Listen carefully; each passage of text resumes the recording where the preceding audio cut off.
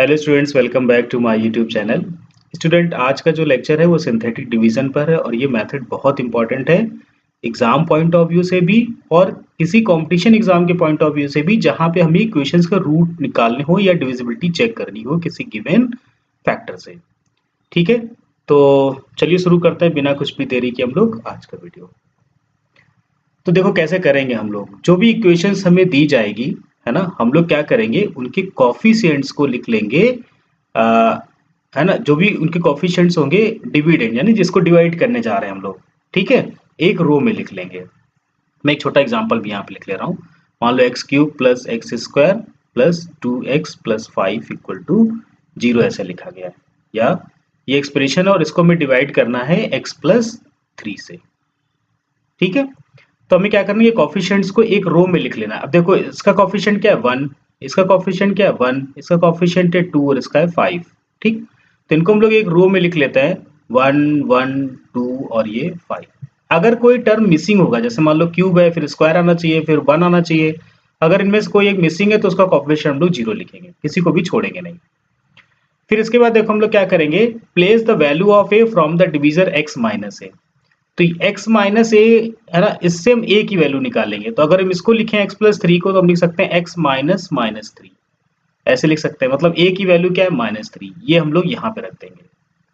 ठीक है, फिर क्या करेंगे, drop the first coefficient to the bottom below. ये जो फर्स्ट कॉफिशिएंट है ना, इसको हम लोग एज इट इज यहाँ पे ड्रॉप डाउन लिख देंगे एज इट इज। ठीक, फिर क्या करना है, multiply the bottom value by ए।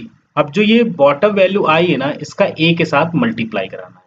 तो 1 का -3 के साथ मल्टीप्लाई करा दिया, कितना आ गया -3। ठीक है, and right it in the next column, और यहाँ पे इसको लिख देना है। ठीक, फिर इन दोनों क्या कर देना, ऐड कर देना है। तो ये कितना आ जाएगा, -2 आ जाएगा। और इसी प्रोसेस को ना हमें रिपीट करना है। -2 का -3 के साथ मल्टीप्लाई करेंगे, आ जाएगा 6, और फिर ये क्या आ जाएगा 8, फिर 8 -24 हो गया, और ये क्या आ जाएगा -19। ठीक है, अब देखो ये जो कॉफिशिएंट्स आए, ये जो वैल्यूज आई हैं, इनसे हम लोग कैसे निकालेंगे कि हमारा मतलब भागफल कितना है, क्वोशिएंट कितना है, और रिमाइंडर यानी शेषफल कितना है। तो देखो उसके लिए क्या करना होगा, जो लास्ट नंबर मेरा आया है ना, वो रिमाइंडर है, यानी कि क्या है, शेषफल। यानी ये नंबर जो है हमारा वो क्या है, शेषफल। ये नंबर जो आया 19 -19। ठीक है, इसके अलावा जो other numbers are the coefficients of the quotient, और जो अदर नंबर्स है ना, वो सब कॉफिशिएंट्स है। तो कैसे होगा, देखो अब एक्स क्यूब को हमने एक्स से डिवाइड किया था, तो अब ये जो निम्न मतलब लोवेस्ट जो हाईएस्ट कॉफिशिएंट होगा वो एक्स स्क्वायर से शुरू होगा। तो ये हो गया एक्स स्क्वायर, इसका कॉफिशिएंट हो गया 1। फिर दूसरा है, इसका कॉफिशिएंट हो गया -2x, और ये कांस्टेंट टर्म हो गया। तो ये हमारा क्या बन गया, क्वोशिएंट। रिमाइंडर क्या आ गया, -19। ठीक है, तो ये प्रोसेस है हमारा और सिंथेटिक डिवीजन का, जिसका यूज करके हम लोग क्वेश्चंस को सॉल्व करेंगे। चलिए मैं कुछ एग्जांपल्स और करते हैं हम लोग, ताकि ये हमारा क्लियर हो जाए। ये क्वेश्चन दिया गया है f(x = x³ - 6x² + 11x - 6, और इसको मैं डिवाइड करना है x - 1 से। ठीक है, तो देखो x³ का कोफिशिएंट क्या है 1, x² का -6, x का 11 और कांस्टेंट टर्म -6। ठीक, फिर x माइनस ए से इसको अगर हम लोग कंपेयर कराएंगे तो a की वैल्यू आ गई 1।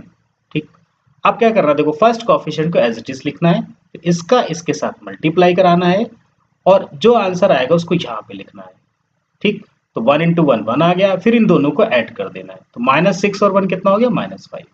फिर -5 और 1 का मल्टीप्लाई कराएंगे, -5 आ जाएगा, फिर यहाँ पे 6 आ गया। 6 का 1 के साथ मल्टीप्लाई कराएंगे तो ये क्या आ जाएगा, 0 आ जाएगा। ठीक है, तो हमारा देखो आंसर क्या हो गया, अब रिमाइंडर हो गया 0। ठीक है, अब इससे बनाते हैं हम लोग पॉलिनोमियल, है ना। तो ये तो हाईएस्ट कोफिशिएंट कितना था, x³, तो कहाँ से स्टार्ट होगा, ये x² से। तो ये x² का कोफिशिएंट हो गया, ये x का कोफिशिएंट हो गया, और ये कांस्टेंट टर्म हो गया। तो ये हमारा क्वोशिएंट भी आ गया और रिमाइंडर भी आ गया। ठीक है, इसी तरीके से अगर मान लो कोई एक टर्म हमारा मिसिंग है, तो कैसे करेंगे, ये जैसे पहले x4 था लेकिन x³ नहीं है इसमें, इसमें क्या आ गया, सीधे x² आ गया, मतलब x³ वाला टर्म मिसिंग है। तो उसके लिए क्या करेंगे हम लोग, पहले x4 का कोफिशिएंट लिखेंगे, फिर x³ के कोफिशिएंट की जगह 0 लिख देंगे, फिर x² का लिखेंगे, फिर x का लिखेंगे, फिर कांस्टेंट टर्म लिख देंगे। ठीक, अब डिवाइड किससे करना है, x माइनस 2 से। कंपेयर करा x माइनस ए से, तो a की वैल्यू कितनी आ गई 2, तो यहाँ 2 लिख देंगे हम लोग। अब सेम वही प्रोसीजर, फर्स्ट को हम लोग ड्रॉप डाउन कर लेंगे, इसका इसके साथ मल्टीप्लाई करके लिखेंगे, फिर इन दोनों को ऐड कर देंगे, जो आंसर आएगा फिर मल्टीप्लाई करके लिखेंगे। इस तरीके से हम लोग इसको करते रहेंगे, ठीक है। तो फाइनल आंसर हमारा क्या आएगा, रिमाइंडर हमारा आ जाएगा 23, और इन कोफिशिएंट्स का यूज करके जो हमारा क्वोशिएंट बनेगा वो 2x cube plus 4x square plus 5x plus 15, ठीक है। चलिए नेक्स्ट क्वेश्चन देखते हैं हम लोग, निगेटिव डिवीजन के साथ कैसे डील करेंगे। तो देखो, जब हमारा फैक्टर x प्लस फॉर्म में दिया जाएगा, है ना, तो जब इसको कंपेयर कराएंगे x माइनस ए से, तो a की वैल्यू निगेटिव आएगी, ठीक। तो प्रोसीजर में कोई भी चेंजेस नहीं होंगे, सेम प्रोसीजर हम लोग फॉलो करेंगे, बस डिवाइजर जो हमारा हम 3 मतलब पॉजिटिव ले रहे थे उसकी जगह निगेटिव ले लेंगे, ठीक है।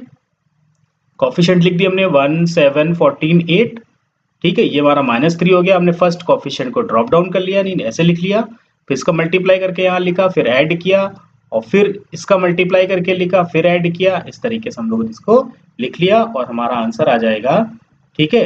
रिमाइंडर आ जाएगा 2, और कॉफिशिएंट इन कॉफिशिएंट्स के साथ जो क्वोशिएंट बनेगा वो आ जाएगा x square plus 4x plus 2, ठीक है। और रिमाइंडर जो होगा वो क्या होगा, 2 हो जाएगा, 2, ठीक। तो ये इस तरीके से हमारा नेगेटिव डिवीजन के साथ कर सकते हैं। फिर देखो एक और इक्वेशन मैंने लिया है जिसमें हायर डिग्री मैंने ली है, x टू पावर 5 लिया है, और इसके बाद कोई भी कोफिशिएंट नहीं है। तो जितने भी कोफिशिएंट मिसिंग है ना, सबकी जगह हम क्या लिख देंगे, 0 लिख देंगे। ये x5 हो गया, 4, 3, 2, 1 सारे कोफिशिएंट्स हो गए, सबकी जगह 0 लिख देंगे, और ये हमारा कांस्टेंट टर्म आ गया। डिवाइजर x माइनस 1 है हमारा, तो यानी x माइनस ए से कंपेयर कराने पे ये a इज इक्वल टू 1 मिल जाएगा, ठीक है। बाकी सेम प्रोसेस है, इसको एज इट इज लिखना है, मल्टीप्लाई करके लिखते रहना है, ठीक है। तो हमारा आंसर जो है वो आ जाएगा, और इसका रिमाइंडर जो है वो 0 आएगा, और क्वोशिएंट जो है वो आएगा x4 plus x cube plus x square plus x plus 1, ठीक है। ये हमारा क्या बन जाएगा, क्वेश्चन बन जाएगा, ठीक है। अब अगर हमारा लीडिंग कोफिशिएंट 1 ना हो, मतलब जो हम जहां से स्टार्ट कर रहे हैं ना, वो अगर 1 की जगह कोई दूसरा नंबर है, तब भी कोई प्रॉब्लम नहीं होनी है। जो भी कोफिशिएंट्स है सबको लिख दो, ठीक है। डिवाइजर यहाँ से कंपेयर करके लिख दो, और सेम प्रोसीजर फॉलो करेंगे तो हमारा आंसर आ जाएगा, ठीक है। तो ये हमारा सिंथेटिक डिवीजन का मेथड था, और इसमें कुछ एग्जांपल्स थे। आई होप कि ये मेथड कंप्लीटली समझ में आ गया होगा।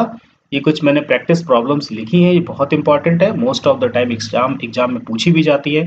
तो आप इन क्वेश्चंस को प्रैक्टिस करें, क्वेश्चन रिमाइंडर्स निकालें, मुझे कमेंट बॉक्स में भी बताएं, ठीक है। तो आज की वीडियो में बस इतना ही रखते हैं हम लोग। वीडियो पसंद आया हो तो लाइक करें, शेयर करें, और हमारे चैनल को सब्सक्राइब कर लें। अगले वीडियो में हम लोग जीसीडी ऑफ द पॉलिनोमियल्स देखेंगे।